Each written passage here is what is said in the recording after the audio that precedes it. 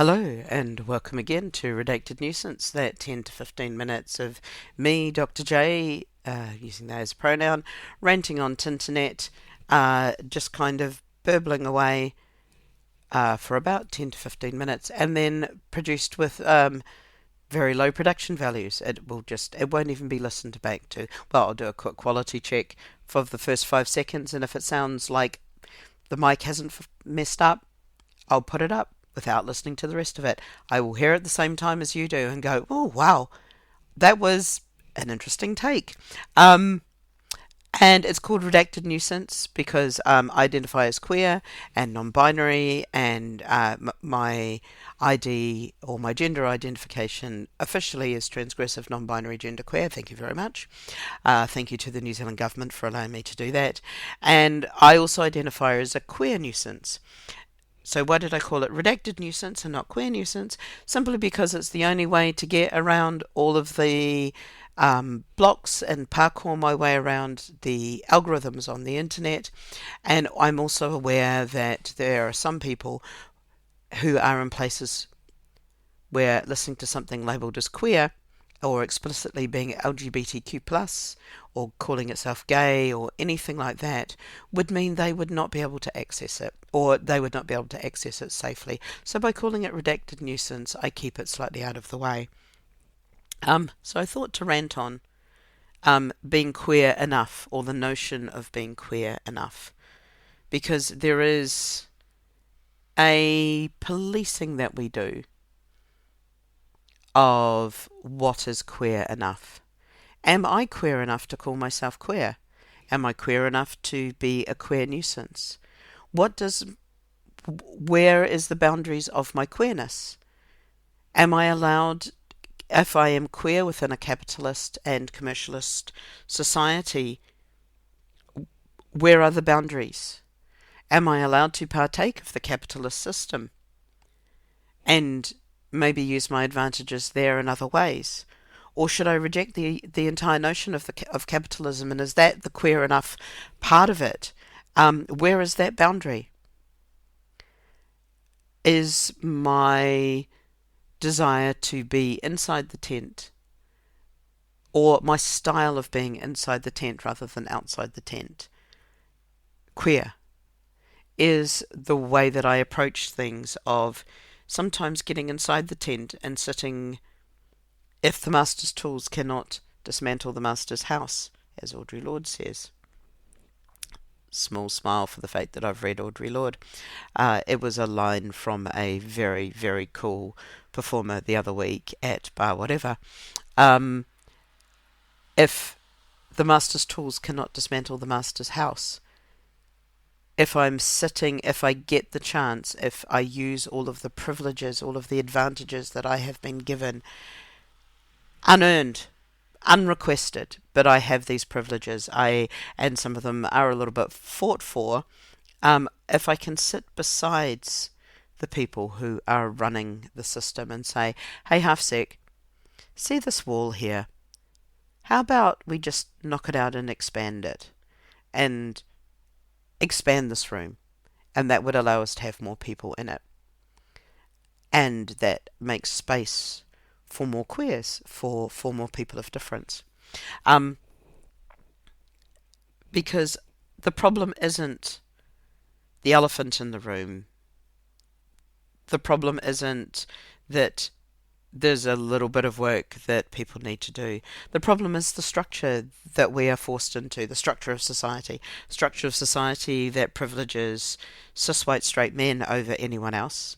Cis white straight women are also very privileged, and that makes a big difference on their politics.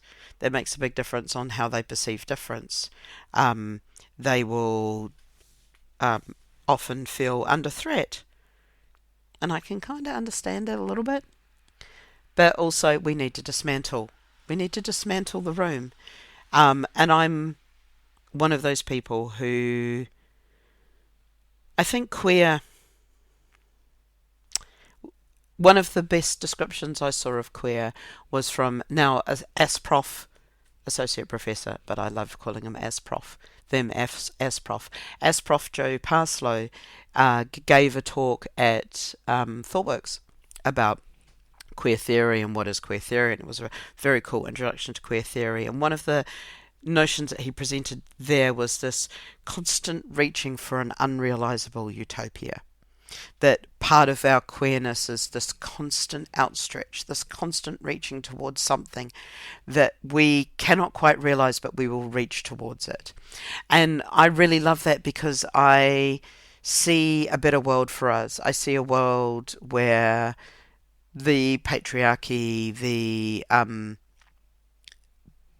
this industrial hegemony, this capitalist billionaire worshipping society doesn't exist, and it's turned on its head, and there is a different way of being, and it's just at the edge of my fingertips. I can't quite get my fingertips on it, but I know that in reaching for it, I create the notion that somebody else could work on this and maybe reach a little bit further and reach a bit further and reach a bit further, and eventually we will get to something like that.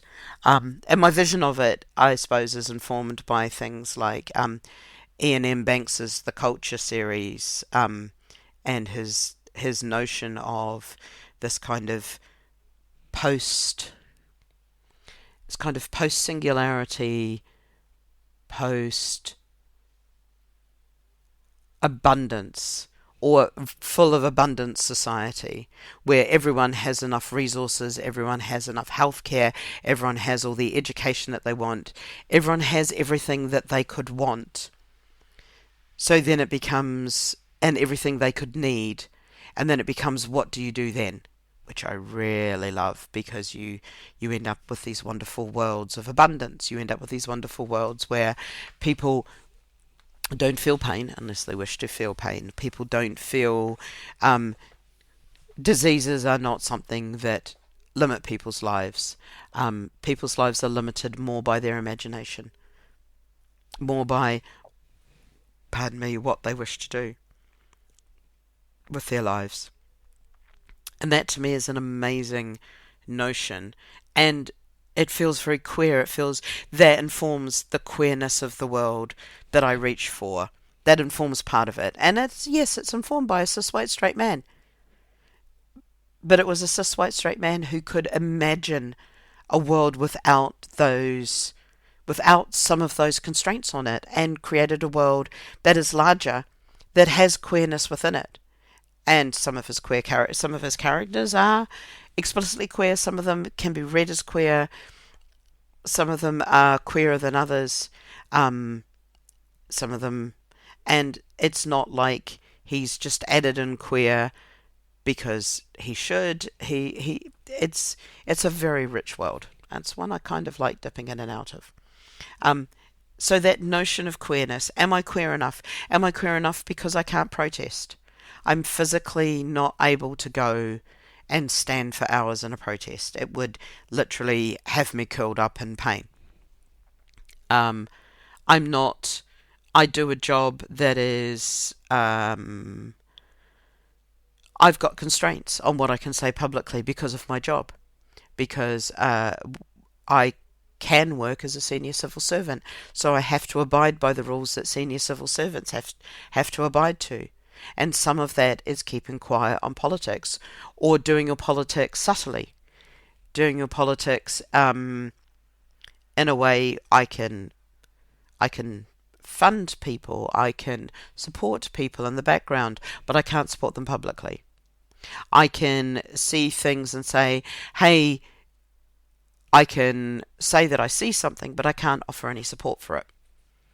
And that's kind of a bit of annoying, and I run down the line, I parkour my way, and I use this notion of parkouring our way around barriers as something as being inherently queer. But I think one of the questions that often comes up, especially to people who are coming out into the queer world and are starting to explore their queerness, am I queer enough? If I'm currently in a relationship that can be read from the outside as a straight relationship, Can I ever be queer enough? Yes, of course you can. It is not about it is not about how others read you. It is about how you are doing things. The mindset, and in my mind, it's about the mindset in which you are framing things. Are you looking at the world and going, this capitalism, this worshipping of billionaires, yeah, yeah, it's not really me. That is a very queer attitude to have. That rejection of this normativeness, that but it's not just a rejection of it, it's not nihilistic, it's thoughtful. And that's what I think allows people to be queer. It's that thoughtfulness of, I am not just turning away from this. Now, I'm read as queer because I have bright green hair and a bit of a mullet. I dress in a way that is gender confusing. I have tattoos. I present myself in a way that makes my queerness just one of the signifiers of me. I don't quite fit into either of the gender norms in how I dress and how I act, so that allows people to go, this person might be a little bit different. I could go further. There are some of my friends who go a lot further, who look a lot queerer than I do, who are read queerer more often than I am. Read as explicitly queer or explicitly outside the normative. Some of these people are inherently political in a way that I can't be because of my job. And one of the reasons for saying that is I can do a job that pays relatively well. If you're listening from ThoughtWorks, I'm going to say you pay relatively well. For a lot of the queer community, they pay extraordinarily well. Ignore that, please, ThoughtWorks. You don't pay me extraordinarily well. You pay me market rates. But market rates is market rates. And that's something that a lot of my friends in the queer community don't get the privilege and don't get the advantages of having a stable, well-paid job. Because having a stable, well-paid job, no matter how you look, means a lot. It means that you can support fundraisers. It means you can go out. It means you can look at something and go, I will materially support these people in their endeavours to create a housing co-op, to fund their top surgery. I'll get onto that later. To support the nights that they run, to put money behind the bar. I don't ever put money behind the bar because I'm a non-drinker, and it's actually really hard for me to drink more than a pint of tonic water in an evening. I do my best to buy my friends drinks, but usually they buy me drinks because they're like, Jay, your drink in a round is nothing. Please don't attempt to buy rounds. There's things that you can do if you have money to feed back into the community. And if you have the privilege to do so, and in doing so, is it better? So here's the question: is it better, and is it queerer to take the money from the capitalist society and use it to fund a lot of the queers' activities, or should I reject the capitalist society, live in relative financial penury, and not have the same resources to fund back in to the system? Fund back into the queers and find other ways to contribute. And it's kind of like I'm doing the most with what I can. So just to finish ambling away here, are you queer enough? Yes, my darling, if you're listening to this, you're more than queer enough. You are thinking about this. You're engaging with this question. Therefore, in my mind, you're queer enough.